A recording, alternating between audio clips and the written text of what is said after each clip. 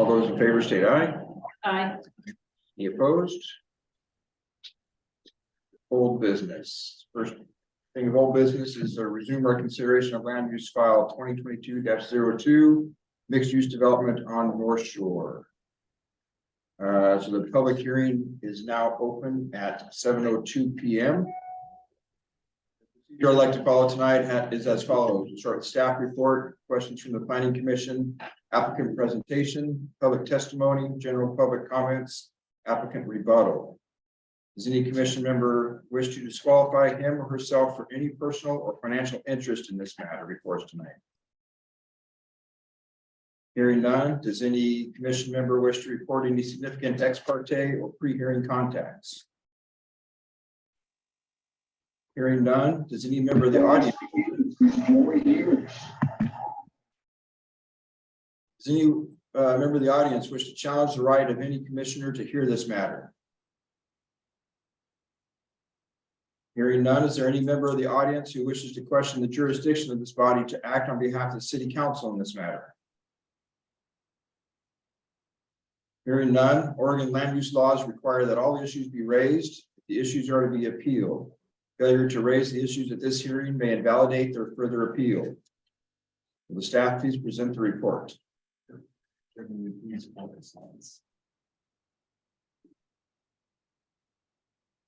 All right, so we are here tonight for a continued hearing. Planning Commission last convened on September 7th to hear the proposal. Planning Commission needed more information before they could make a decision. On September 7th, Planning Commission agreed to find all other approval criteria met, but for 4 issues that remain. I can go to the next slide. Those 4 issues that remain were a grading plan, exterior lighting plan, landscaping plan, and an updated site plan to include depiction of off-street parking spaces, circulation, and landscape. So tonight, our review and my presentation is limited to those 4 items only. And some other general updates that happened. In the next slide.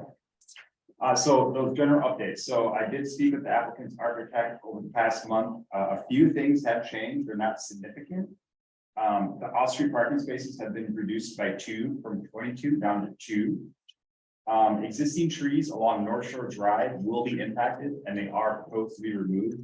However, they will be replanting them in accordance with the downtown master plan. And then the overall boundaries of phase 1 development has shrunken slightly, but the overall proposal remains the same: mixed use development with ground floor commercial and residential dwellings above. Next slide. So this is the applicant's grading plan. You can see in the bottom right corner, it's a little hard to see actually, but they listed the grading standards in which the plan must adhere to.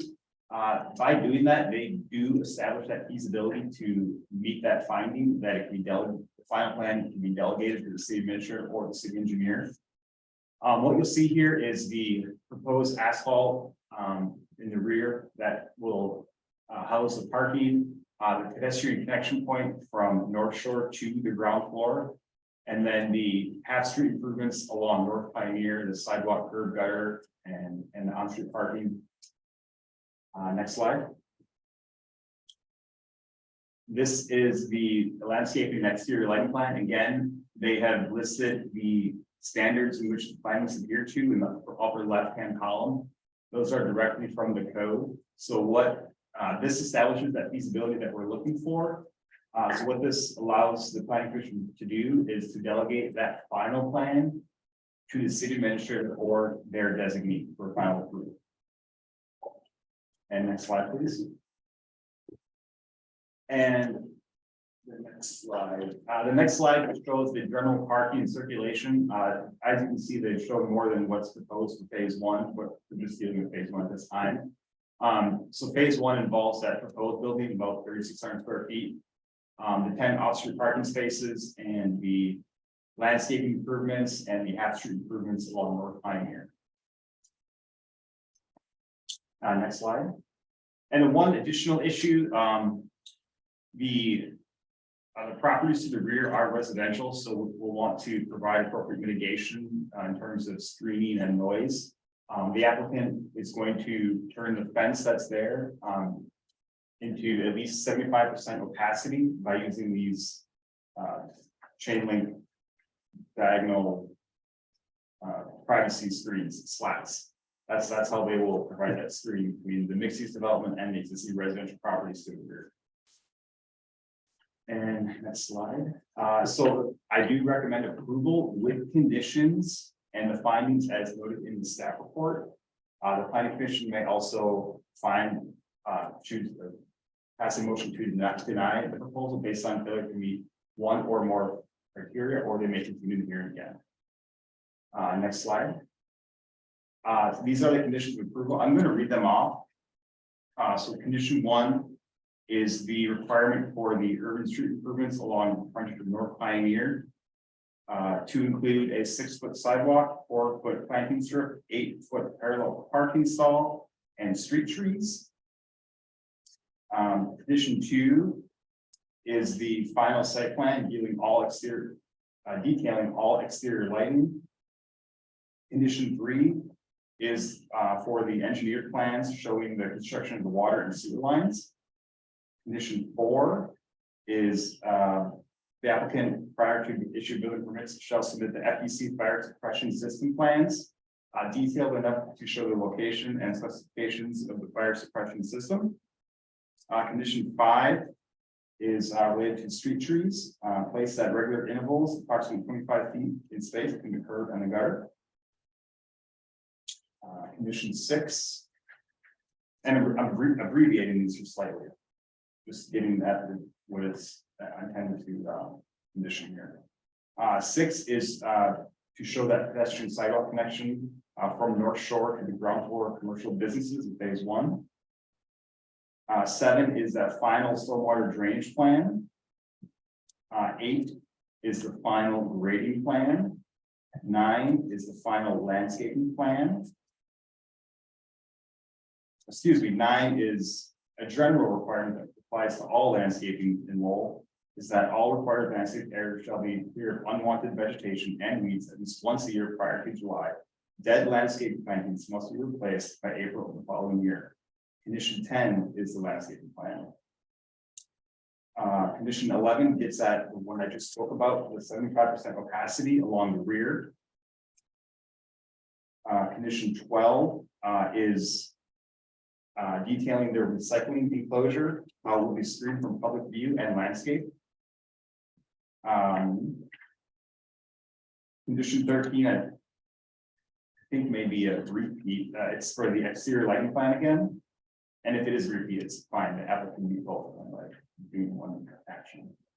And 14 is the improvement agreement for the required public improvements and connection to public facilities. And that's it.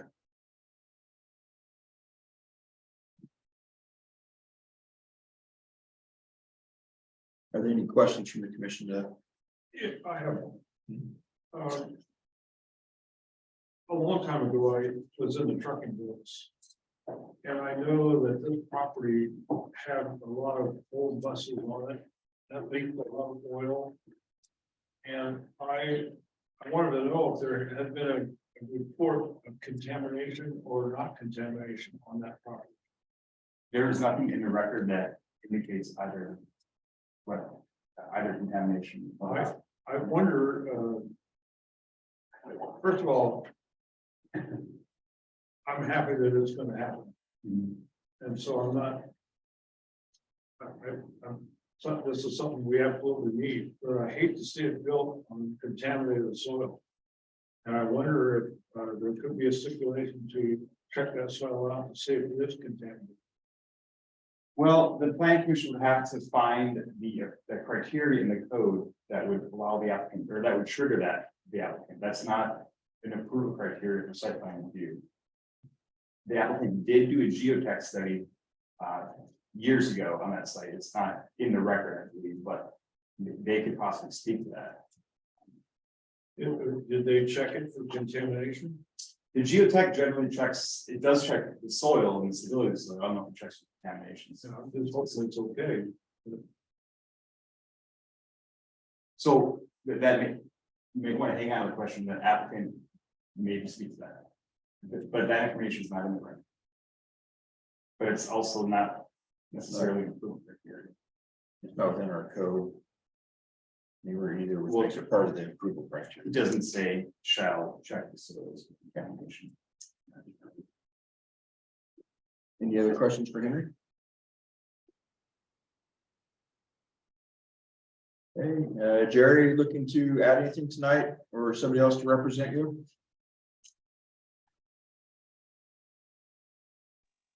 No.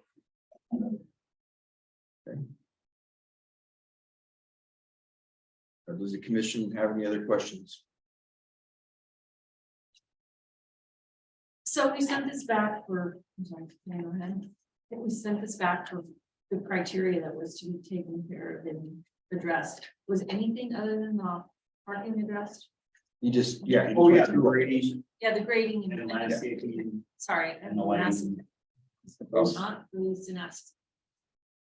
Okay, so the grading was, okay. All of the on sheet 30, starting in sheet 30 all the way through 31, all of these conditional approval is what Henry just went through. Yep.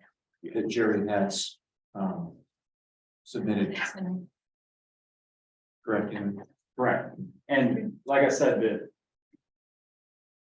you probably noticed they don't look entirely different, but they did establish that feasibility by noting the standard to which Sure. was adhered to.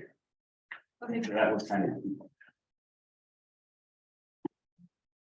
So the applicant doesn't have any. Commission doesn't have any other questions? May I ask a question, Mr. Chair? Yeah. In our, one thing that I just noticed, and perhaps you can clarify this for me, Henry, in our development agreements for subdivision projects, which are typically a condition of approval, usually have a section dealing with recouping, the city's recouping costs for engineering review. As I'm reading the conditions of approval of submitting additional plans, which are going to require engineering review and costs for the city, should a similar stipulation apply here? I don't think you need to add as a condition of approval because the city has that ordinance already that outlines that.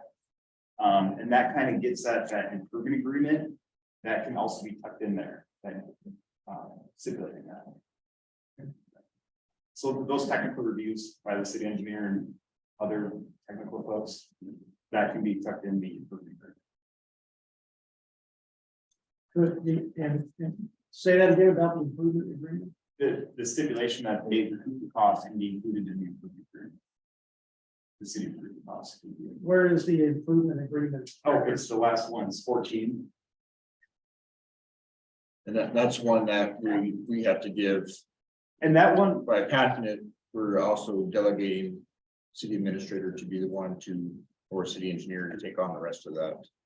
no, not necessarily. So the improvement agreement, since typically this improvement agreements don't really get triggered in site review, but this one, the only reason it is because there's work being done in the Lowell right of way, which Lowell will take possession of after completed. So the city wants to make sure it's bonded and it's inspected and accepted ultimately by the city orders. That's why we're including that. Because we're building sidewalks, building curb, we're building gutter, we're building that landscape strip. All that needs to be in the improvement agreement. So the applicant actually builds it, it's inspected, and the city accepts it. That answers my question. Thank you. okay, so I do have one more question. So this prior to issuance of a building permit, the applicant shall submit to city administrator or to design designee a review and approval final site plan. So that, I mean, how many more times is somebody gonna have to touch this? Because it costs us money and time and effort. And This is the way all of our building stuff goes. okay, So it actually, once they come in, it gives them the right to start doing things and moving forward. right, And then they get everything really finalized down to the brass tacks.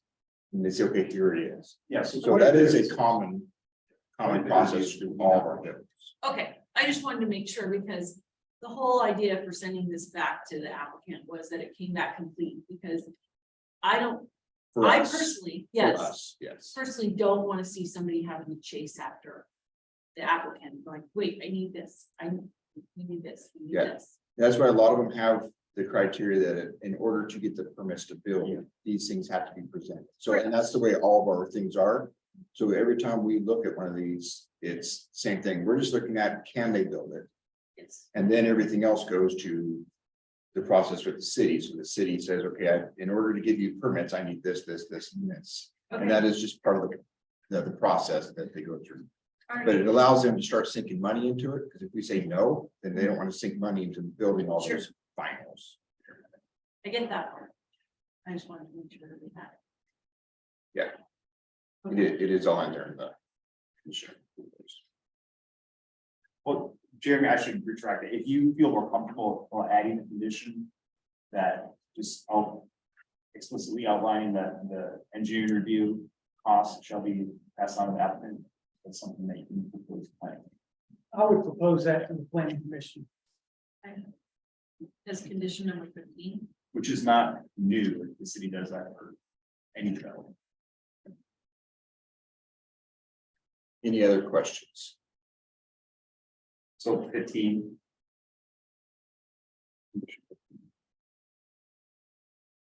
There's no other questions. Now is the time for public testimony. Are there any members of the audience who wish to speak in favor of this proposal?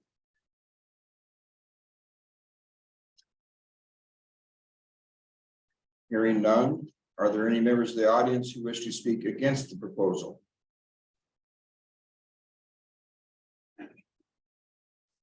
Hearing none, does the applicant have any further comments?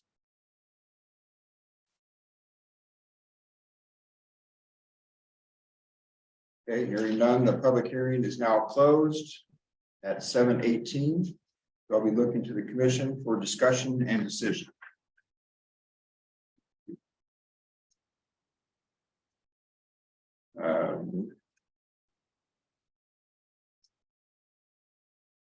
Was there any discussion? So we'll be looking for a motion of approval or denial. We're looking for a motion of approval. It will be approve the application for a development permit based on the standards, findings, conclusions, and recommendations stated in the staff report, plus revision of condition of approval number 15 for the fees of the engineering costs. I'll move approval as stated. I'll second. I have a first from Suzanne Kinsley, a second from Jason. Any discussion? All those in favor state aye. Aye. Any opposed? Motion carries.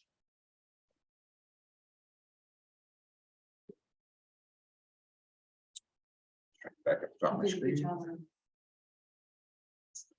Did a good job on it. Do we have any other new staff business or new business? For the business, The other business from commission. as a reminder, there is a meeting on November 16th. At 7:00. November 16th for next meeting and here. Okay. That's it. Looking for an adjournment. At 7:20 PM. Thank you, guys.